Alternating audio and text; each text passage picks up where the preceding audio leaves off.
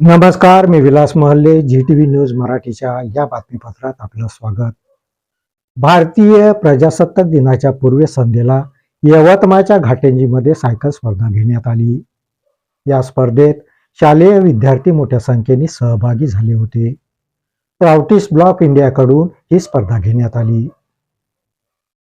भारतीय प्रजासत्ताक दिनाच्या पूर्वसंध्येला यवतमाळ जिल्ह्यातील घाटंजी येथे सायकल स्पर्धेचे आयोजन करण्यात आले होते. प्राउटिस ब्लॉक इंडियाकडून ही स्पर्धा घेण्यात आली. या स्पर्धेत शालेय विद्यार्थी मोठ्या संख्येने सहभागी झाले होते. घाटंजी शहरातील शिव मंदिरापासून या स्पर्धेला सुरुवात करण्यात आली.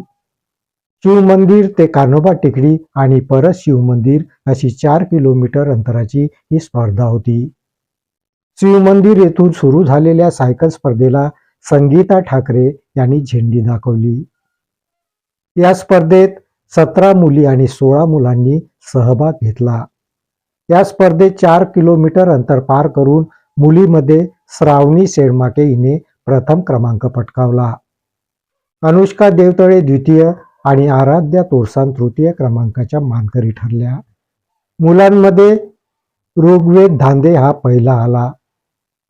अनुज वानखडे दुसरा आणि श्लोक शिंगेवार हा तिसऱ्या क्रमांकाचा मानकरी ठरला.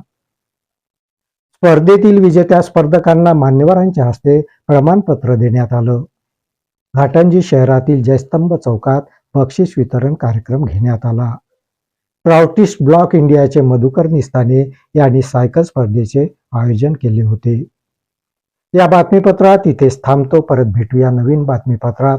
तोपर्यंत पाहत राहा जी न्यूज मराठी. नमस्कार.